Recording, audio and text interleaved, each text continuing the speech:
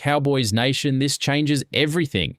The first OTA session just wrapped in Dallas, and we've got some massive developments that could completely reshape your team's Super Bowl chances.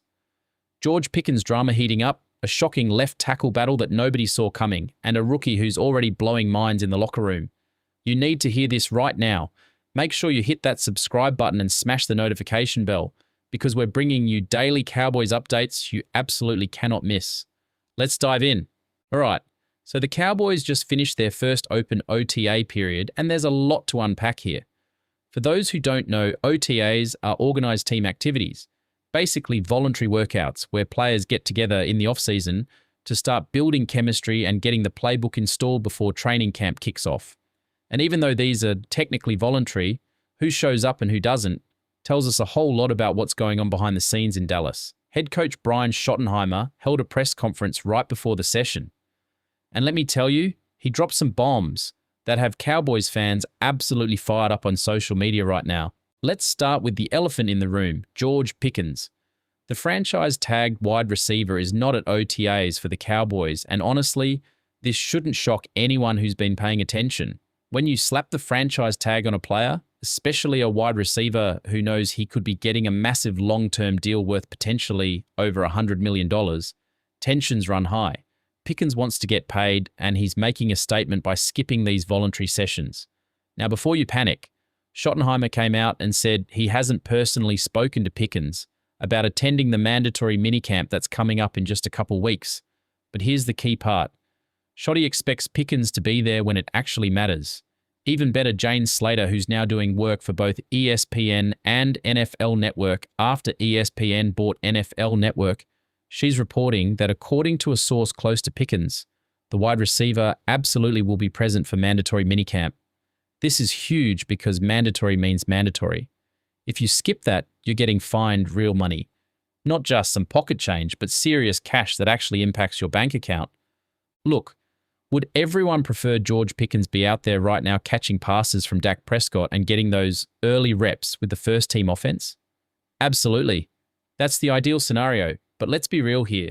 Voluntary means voluntary. It literally means you don't have to be there. There's zero downside if you decide to skip these sessions. And according to reports from the practice facility, Pickens is basically the only healthy player not present right now.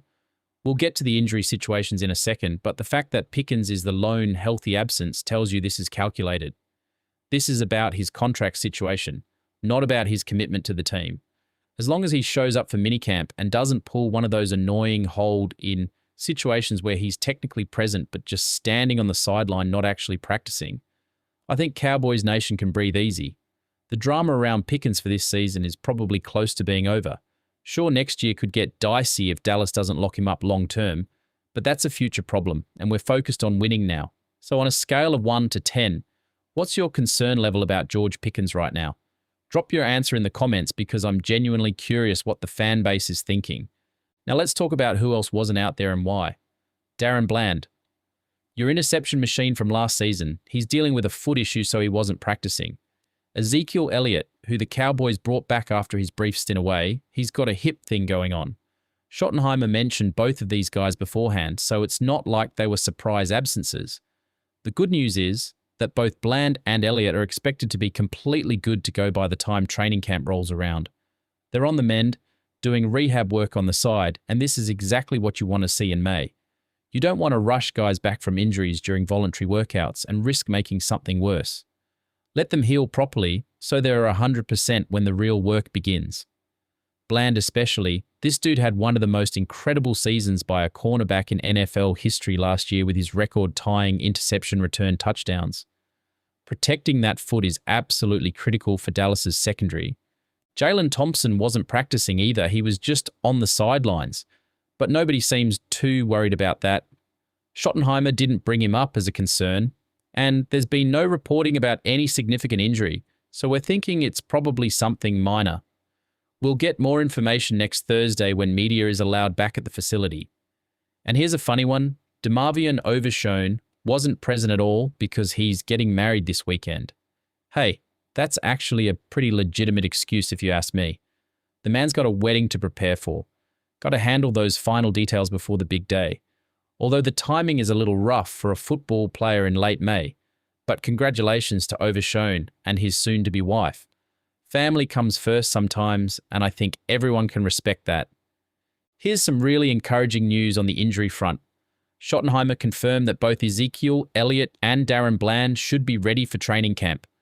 Bland especially looks like he's closer to being fully healthy. He's been moving around pretty well, according to people at the facility. And check this out. Savion Williams, who had some knee concerns earlier, he wasn't wearing a brace during OTAs. If you were worried about his health status going into the season, that's a really positive sign that everything is progressing well with his recovery. But now we get to the bombshell that has completely taken over Cowboys social media and has fans absolutely divided. Brian Schottenheimer announced that there is an official left tackle battle happening between Tyler Guyton and Nathan Thomas. Notice who's not mentioned in that battle? Drew Shelton, the 4th-round pick. This is a head-to-head competition between Guyton, last year's first-round pick, and Thomas, who's been a backup for a while now. Schottenheimer made it very clear in his press conference that Guyton is the incumbent, he's the favourite, but nothing is being handed to him. Dallas is making him earn it, and here's why. Tyler Guyton has all the physical tools you could ever want in a left tackle. Schottenheimer literally said he's maybe one of the most athletic big men he's ever been around when it comes to his ability to kick slide, punch, move, and run. The talent is undeniable. The problem? Consistency. Guyton has been wildly inconsistent, and for a left tackle protecting the blind side of your franchise quarterback making $60 million a year, inconsistency gets you beat and gets Dak Prescott hurt. Schottenheimer laid it out perfectly. He said Tyler understands the importance of this year and they're going to make him earn the starting job because they think competition is going to bring out the best in both Guyton and Nathan Thomas. And look, Schottenheimer did mention that effort is absolutely not an issue with Guyton. He told a story about coming into the facility on a Saturday for some other work, and there were only 2 guys in the entire building, strength coach Phil Muffer and Tyler Guyton. That tells you the kid is putting in the work. He's staying late. He's grinding, he wants this. But wanting it and doing it are 2 different things in the NFL. Let's think about this logically. In an ideal world, there is no competition because Guyton stayed healthy the last 2 years and took the Tyler Smith development path, where he came in as a raw tackle and was way better than anyone expected in year 1. Instead, we've got a raw developmental left tackle who clearly needs more developing, but the clock is ticking. This is go time for Tyler Guyton. It's year 2. Dallas is in win-now mode, and they can't afford to have a liability at left tackle. Personally, I'm never going to be mad about creating competition. If you can't handle a training camp battle, if that breaks you mentally, then you're probably not tough enough to make it in the NFL anyway. The reality is, Guyton is now facing a legitimate challenge for his job. Here's what I'm going to be watching closely. When we get to training camp and full practices, who's actually getting the reps with the first-team offense? Because I've seen this playbook before from a lot of NFL teams. They announce there's a competition, they say it's wide open, but then when you actually watch practice, one guy is getting 90% of the first team reps. That's not really a competition, that's just creating motivation. Based on what we saw last season, I think there is a clear favourite, and it's Guyton. The snap count ratio between Guyton and Nathan Thomas was almost 2-1, yet Thomas allowed more sacks. He allowed almost the same amount of pressures despite playing way fewer snaps.